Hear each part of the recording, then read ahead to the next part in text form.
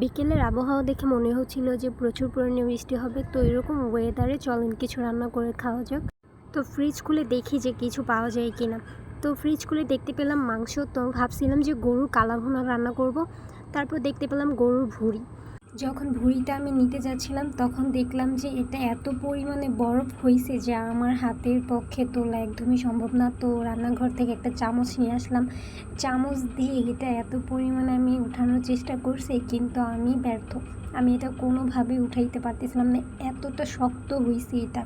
এখানে আমি পানি ইউজ করছি, আমার ভাগিনাকে বলতেছিলাম যে একটা চাকু নিয়ে আসে, আমি চাকু ব্যবহার করছি, কিন্তু এটা আমি কোনো মতে উঠাইতে পারিনি। এটা এতটা পরিমাণে শক্ত ছিল। আমি আমার ফ্রিজের টেম্পারেচার একদম লো করে দিছিলাম, তারপরেও এটা কোনো কাজে আসে নাই। আমি কয়েকবার পানি ব্যবহার করছি, তারপর আমি উঠাইতে পারিনি। আরও আমার হাতটা কেটে গেছে। তো আমি বারবার বলতেছিলাম যে এটা আমি কীভাবে উঠাবো। আমার ভুঁড়ি খাইতে এতটা পছন্দ, যার কারণে আমি এটার সাথে এতটা পরিমাণে যুদ্ধ করতেছিলাম।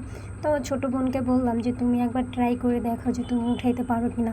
আজকে আমি এটাকে রান্না করেই ছাড়বো, যেইভাবে হোক না কেন এটাকে আমি উঠাইয়া ছাড়বো। আমার ছোটো বোন বারবার বলতেছে না আমি এটা পারবো না, এটা খাওয়া লাগবে না আজকে।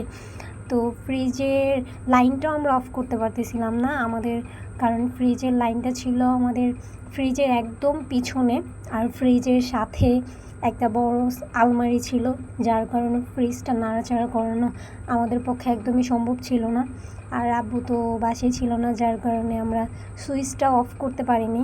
তো আমার ছোটো বোন, আমার ভাইয়া, বড় বোন সবাইকে বলছি, ওরা অনেক চেষ্টা করছে, ওরাও পারে নাই। আর ডিপ ফ্রিজের ওপরের জিনিসপত্রগুলোকে আপনারা একদম স্কিপ করবেন, কারণ এগুলো হইতেছে আমার ছোটো বোনের কাজ। ও যখন রান্না করতে যায় অনেক জিনিস ব্যবহার করে ফেলে, এবং বেশি হওয়ার কারণে এগুলো খাইতে না পারে এরকম বাটি বা বয়মের সাহায্যে ফ্রিজে সংরক্ষণ করে রাখে, যাতে পরবর্তীতে ও এগুলো আবার খাইতে পারে। অনেক যুদ্ধ করার পরেও আমরা এই ভুঁড়িটাকে ছুটাইতে পারিনি। আমার মনে হচ্ছে যে এই বৃষ্টির ওয়েদারে আমার এই ভুঁড়ি রান্না করাও হবে না, আমার আর খাওয়াও হবে না।